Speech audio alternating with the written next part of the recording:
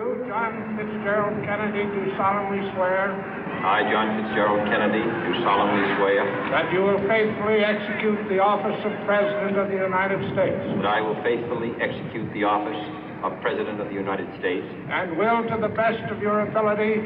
And will, to the best of my ability. Preserve, protect, and defend the Constitution of the United States. Preserve, protect, and defend the Constitution of the United States. So help you God.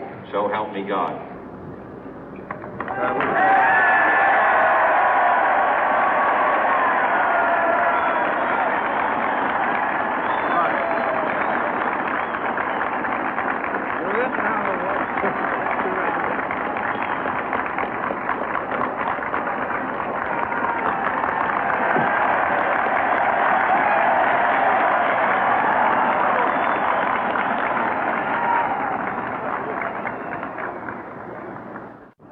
Vice President Johnson, Mr. Speaker, Mr. Chief Justice, President Eisenhower, Vice President Nixon, President Truman, Reverend clergy, fellow citizens.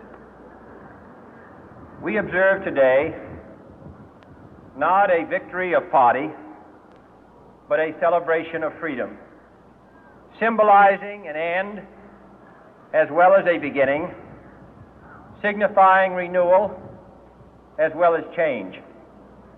For I have sworn before you and Almighty God the same solemn oath our forebears prescribed nearly a century and 3/4 ago. The world is very different now, for man holds in his mortal hands the power to abolish all forms of human poverty and all forms of human life. And yet the same revolutionary beliefs for which our forebears fought are still at issue around the globe. The belief that the rights of man come not from the generosity of the state, but from the hand of God.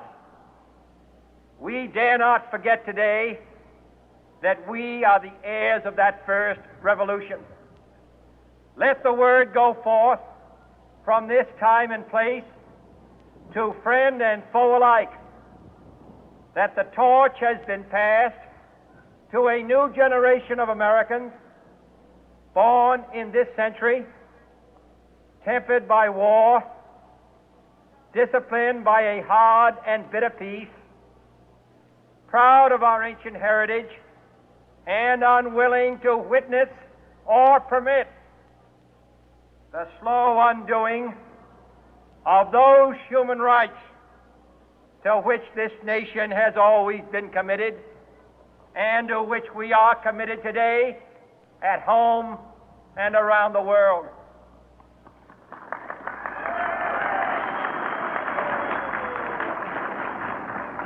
Let every nation know, whether it wishes us well or ill, that we shall pay any price, bear any burden, meet any hardship, support any friend, oppose any foe to assure the survival and the success of liberty.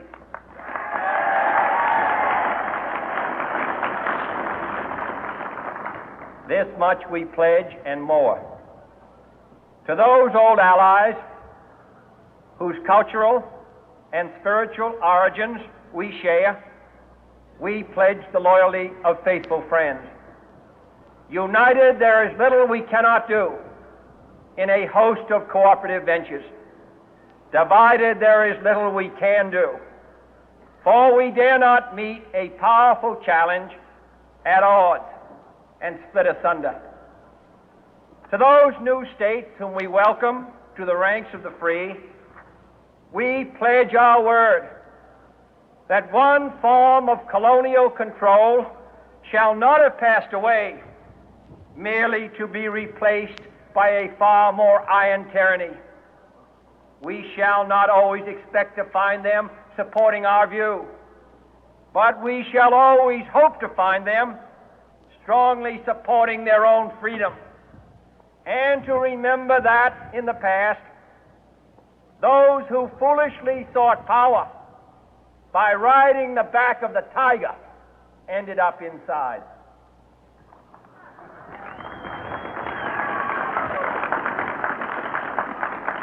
To those people in the huts and villages of half the globe struggling to break the bonds of mass misery, we pledge our best efforts to help them help themselves for whatever period is required, not because the communists may be doing it, not because we seek their votes, but because it is right.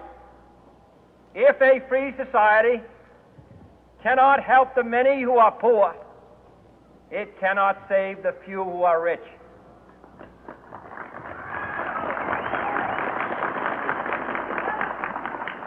To our sister republics south of our border, we offer a special pledge to convert our good words into good deeds, in a new alliance for progress, to assist free men and free governments in casting off the chains of poverty. But this peaceful revolution of hope cannot become the prey of hostile powers. Let all our neighbors know that we shall join with them to oppose aggression or subversion anywhere in the Americas. And let every other power know that this hemisphere intends to remain the master of its own house.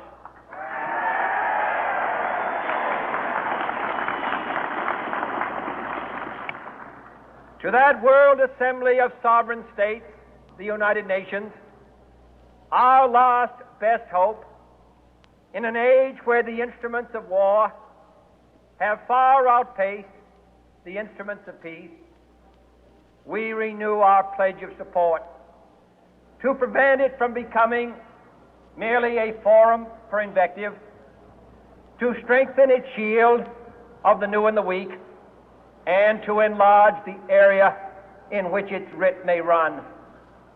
Finally, to those nations who would make themselves our adversary, we offer not a pledge, but a request that both sides begin anew the quest for peace.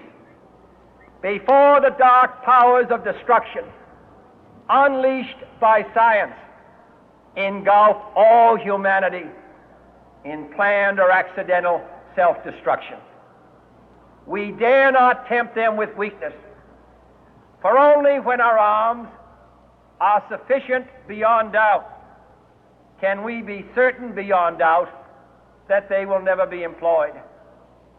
But neither can two great and powerful groups of nations take comfort from our present course, both sides overburdened by the cost of modern weapons, both rightly alarmed by the steady spread of the deadly atom, yet both racing to alter that uncertain balance of terror that stays the hand of mankind's final war. So let us begin anew, remembering on both sides that civility is not a sign of weakness, and sincerity is always subject to proof. Let us never negotiate out of fear, but let us never fear to negotiate.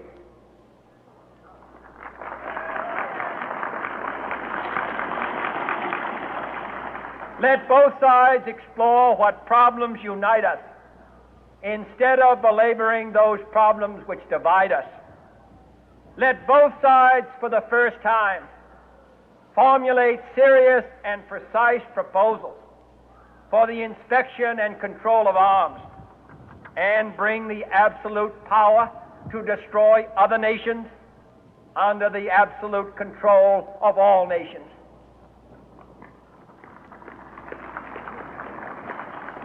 Let both sides seek to invoke the wonders of science instead of its terrors. Together, let us explore the stars, conquer the deserts, eradicate disease, tap the ocean depth, and encourage the arts and commerce. Let both sides unite to heed in all corners of the earth the command of Isaiah to undo the heavy burden and let the oppressed go free. And if a beachhead of cooperation may push back the jungle of suspicion, let both sides join in creating a new endeavor, not a new balance of power, but a new world of law, where the strong are just and the weak secure and the peace preserved. All this will not be finished in the first 100 days, nor will it be finished in the first 1,000 days, nor in the life of this administration, nor even perhaps in our lifetime on this planet. But let us begin.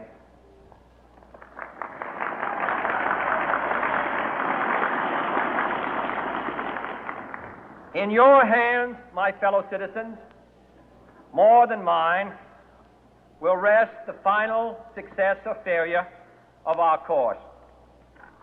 Since this country was founded, each generation of Americans has been summoned to give testimony to its national loyalty. The graves of young Americans who answered the call to service surround the globe. Now the trumpet summons us again, not as a call to bear arms, though arms we need, not as a call to battle, though in battle we are, but a call to bear the burden of a long twilight struggle, year in and year out, rejoicing in hope, patient in tribulation, a struggle against the common enemies of man, tyranny, poverty, disease, and war itself. Can we forge against these enemies a grand and global alliance, north and south, east and west, that can assure a more fruitful life for all mankind? Will you join in that historic effort?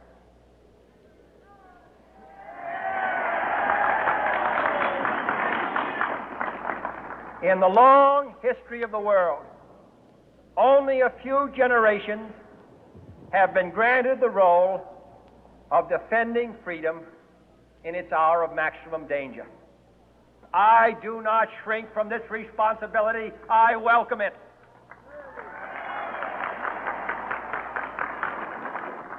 I do not believe that any of us would exchange places with any other people or any other generation. The energy, the faith, the devotion which we bring to this endeavor will light our country and all who serve it. And the glow from that fire can truly light the world.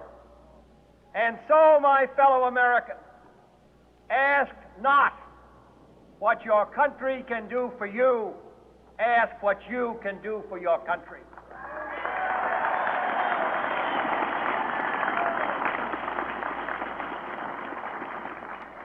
My fellow citizens of the world, ask not what America will do for you, but what together we can do for the freedom of man.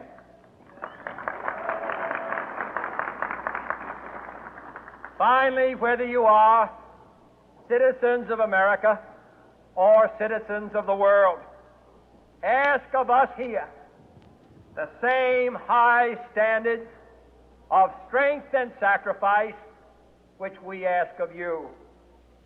With a good conscience, our only sure reward, with history the final judge of our deeds, let us go forth to lead the land we love, asking His blessing and His help, but knowing that here on earth God's work must truly be our own.